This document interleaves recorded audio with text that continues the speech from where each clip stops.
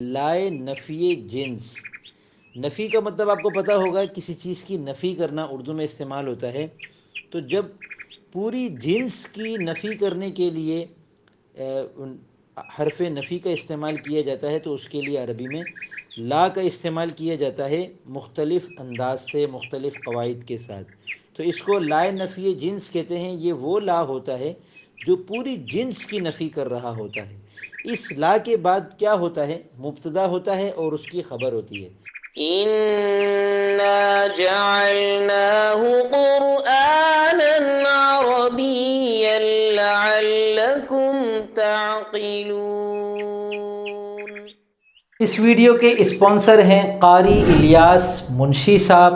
یہ ماشاءاللہ بہت آسان انداز میں قرآن کریم کی تجوید سکھاتے ہیں۔ ان کی آواز بھی ماشاءاللہ بہت اچھی ہے اور مختلف لہجوں میں قرآن کریم کو پڑھ کر اپنے چینل پر بھی پیش کر رہے ہیں، اپنے چینل پر تجوید بھی سکھاتے ہیں۔ ان کا واٹس ایپ گروپ بھی ہے، واٹس ایپ پر یہ باقاعدگی سے اور پرائیویٹ طور پر بھی علم تجوید سکھاتے ہیں۔ کراچی کے ایک علاقے میں دارالقرآن کے نام سے ان کا مدرسہ بھی ہے، وہاں بھی ماشاءاللہ یہ صبح شام قرآن کریم کو سیکھنے اور سکھانے کی محنت میں مصروف ہیں۔ آپ ہر طرح سے ان کا ساتھ دیں، ان کی حوصلہ افزائی کریں، اور اگر آپ آسان انداز میں قرآن کریم کی تجوید سیکھنا چاہتے ہیں تو ان کے چینل کو لازماً سبسکرائب کر لیں۔ بسم اللہ الرحمن الرحیم۔ السلام علیکم ورحمۃ اللہ وبرکاتہ۔ میں محمد اسامہ سرسری۔ آسان قرآنی عربی کورس کا یہ 14واں سبق ہے، اور اس سبق میں ہم سورہ بقرہ کی آیت مبارکہ اعوذ باللہ من الشیطان الرجیم بسم اللہ الرحمن الرحیم لا ریب فیہ، اس سے متعلق اس کا ترجمہ اور اس سے متعلق جو عربی گرامر کے قواعد ہیں ان کو سمجھنے کی کوشش کریں گے انشاءاللہ۔ لا ریب فیہ کا ترجمہ ہے اس میں کوئی شک نہیں ہے، یعنی قرآن کریم میں کوئی شک نہیں ہے۔ اب یہ اس آیت مبارکہ میں جو لا ہے اس کا ترجمہ ہوتا ہے نہیں۔ لا کا ترجمہ ہوتا ہے نہیں، یہ آپ نے پہلے بھی سنا ہوگا۔ عربی زبان میں ہاں کو نعم کہتے ہیں اور نہیں کو لا کہتے ہیں، لیکن لا کی عربی زبان میں متعدد قسمیں ہیں، الگ الگ قسم کا ہوتا ہے لا۔ ہر لا کا ایک ہی مفہوم نہیں ہوتا۔ تو یہاں پر اس کو سمجھنے کی ضرورت ہے کہ جو اس آیت مبارکہ میں لا ہے اس کا نام ہے لائے نفی جنس۔ نفی کا مطلب آپ کو پتہ ہوگا، کسی چیز کی نفی کرنا اردو میں استعمال ہوتا ہے۔ تو جب پوری جنس کی نفی کرنے کے لیے حرف نفی کا استعمال کیا جاتا ہے تو اس کے لیے عربی میں لا کا استعمال کیا جاتا ہے، مختلف انداز سے، مختلف قواعد کے ساتھ۔ تو اس کو لائے نفی جنس کہتے ہیں۔ یہ وہ لا ہوتا ہے جو پوری جنس کی نفی کر رہا ہوتا ہے۔ اس لا کے بعد کیا ہوتا ہے؟ مبتدا ہوتا ہے اور اس کی خبر ہوتی ہے۔ اب ہم نے مبتدا اور خبر تو پڑھ لیا ہے، زید قائم، زید کھڑا ہے، یہ مبتدا اور خبر ہے۔ زید مبتدا ہے، قائم اس کی خبر ہے۔ اگر زید سے پہلے لا آ جائے اور ہم اس کو یوں کہیں لا زید قائم، اب چونکہ زید تو ایک متعین شخص ہے، ہم کو پوری جنس کی نفی کرنی ہے تو ہم مثلاً کہتے ہیں لا رجل قائم، رجل کہتے ہیں مرد کو۔ اب لا رجل قائم کا مطلب ہوگا کہ کوئی مرد کھڑا ہوا نہیں ہے۔ لا نے رجل کی پوری جنس سے کھڑے ہونے کی نفی کر دی، یعنی لا اپنے بعد والی جنس سے اس کی جو آگے خبر آ رہی ہوتی ہے اس خبر کی نفی کر رہا ہوتا ہے۔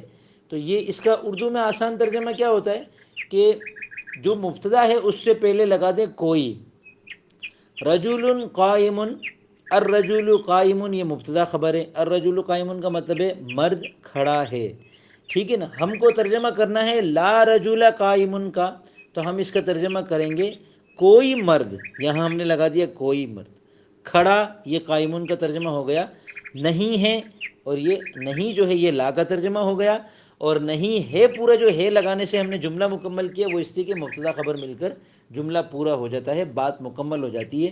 تو لا رجل قائمون کا مطلب ہے کوئی مرد کھڑا ہوا نہیں ہے۔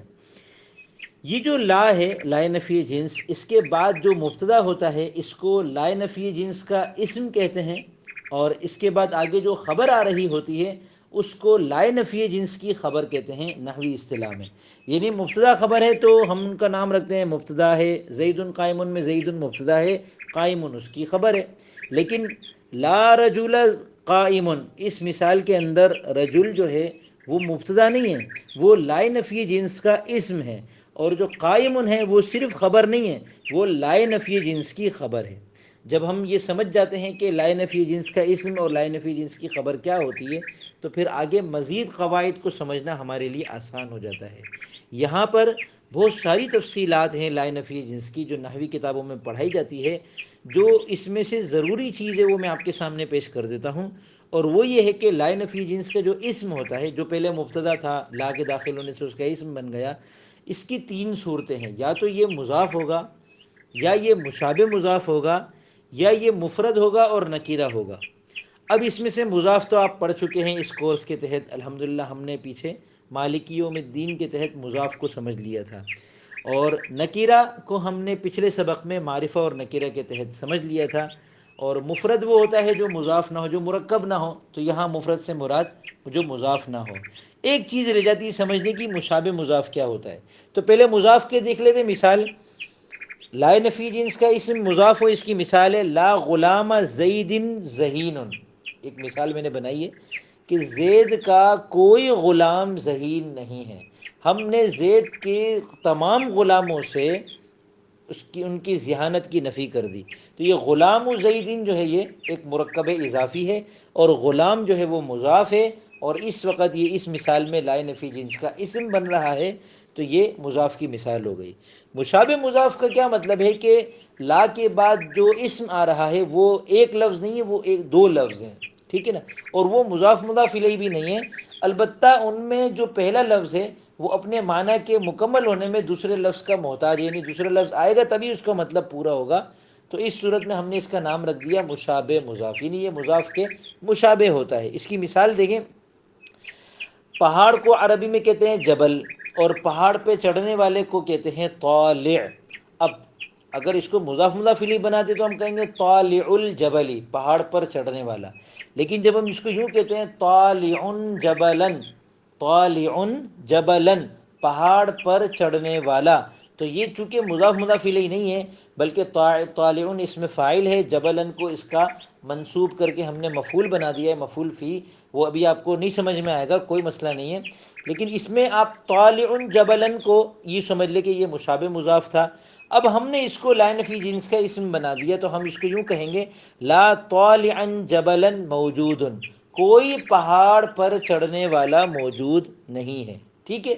یہ جو لائے نفی جنس کا جو اسم ہے جب یہ مضاف ہو یا مشابہ مضاف ہو تو ان دو صورتوں میں یہ منصوب ہو جاتا ہے. ٹھیک ہے. اور جب یہ مفرد ہو اور نکیرہ ہو، جیسے ہم نے مثال دیکھی لا رجل قائم، اس میں رجل جو ہے یہ نکیرہ ہے، معرفہ نہیں ہے، معرفہ کی 7 قسم میں سے ایک بھی نہیں ہے. اور یہ مفرد ہے، یعنی یہ مضاف بھی نہیں ہے اور مشابہ مضاف بھی نہیں ہے. مفرد سے مراد یہاں پر جو مضاف بھی نہ ہو اور مشابہ مضاف بھی نہ ہو.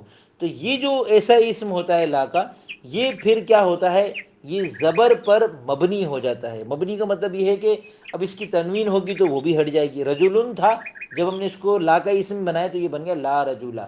شک کو عربی میں ریبن کہتے ہیں، لیکن جب اس کو لائے نفی جنس کا اسم بنا کر اس آیت میں ہم نے پڑھا تو یہ ہو گیا لا ریب. اب یہ جو با ہے یہ زبر ہے، با کے اوپر جو زبر ہے اور تنوین نہیں ہے، کیونکہ مبنی پر تنوین نہیں آتی. تو لائے نفی جنس کا جو اسم ہے جب یہ مفرد ہو اور نکیرہ ہو، جو کہ سب سے زیادہ ہوتا ہے، یہ والی مثال لائے نفی جنس کی سب سے زیادہ پائی جاتی ہے عربی زبان میں، تو اس صورت میں یہ زبر پر مبنی ہو جائے گا. اور زبر پر مبنی ہونے کا آسان مطلب یہ ہے کہ جو لائے نفی جنس کا اسم ہے اس کے آخری حرف پر آپ کو ایک زبر لگانا ہے. ٹھیک ہے. تو یہ 3 صورتیں ہیں، ان 3 صورتوں کا حکم آپ کے سامنے آ گیا. ایک چیز آپ کے سامنے تھوڑی سی الجھن والی ہو رہی ہوگی کہ یہ منصوب کیا ہوتا ہے، اور اس کے ساتھ ایک اور چیز آتی ہے مرفوع، اور اس کے ساتھ ایک اور چیز آتی ہے مجرور. وہ انشاءاللہ ہم آگے کسی بھی آیت کے تحت ہم سمجھیں گے. میری کوشش یہ ہے کہ اس کورس میں ہم قرآن کریم کی ایک ایک آیت کو لے کے چل رہے ہیں، بلکہ ایک ایک پوری آیت بھی نہیں، آیت کا ایک ایک ٹکڑا لے کے چل رہے ہیں، اور اس سے ریلیٹڈ، اس سے متعلق جو عربی گرامر ہے ہم اس کو سمجھ رہے ہیں. اور ایک کوشش میری یہ ہے کہ جو آگے کی جو چیزیں ہوتی ہیں، جو گرامر ہوتی ہے، وہ میں تبھی پیش کروں جب ان سے متعلق چیزیں پیچھے پیش کی جا چکی ہوں۔ تو اب دیکھیے لا نفی جنس کے اندر مضاف کا تذکرہ تھا تو ہم نے مضاف پہلے پڑھ لیا، معرفہ نکرہ کا تذکرہ آیا، نکرہ کا تذکرہ آیا تو ہم نے ذالک الکتابوں میں معرفہ نکرہ کو الگ سے سمجھ لیا الحمدللہ۔ تو آج ہم نے لا نفی جنس کو سمجھ لیا، کل کو جب کسی آیت کے تحت ہم مرفوعات اور منصوبات کو پڑھیں گے اور وہاں ہم یہ پڑھیں گے کہ لا نفی جنس کا جو اسم ہوتا ہے وہ منصوب ہوتا ہے اور لا نفی جنس کی جو خبر ہوتی ہے وہ مرفوع ہوتی ہے، تو ہمیں پتہ چل جائے گا کہ لا نفی جنس کیا ہوتا ہے۔ دوبارہ اس کی تفصیل ہم کو سیکھنے کی ضرورت الحمدللہ نہیں پڑے گی۔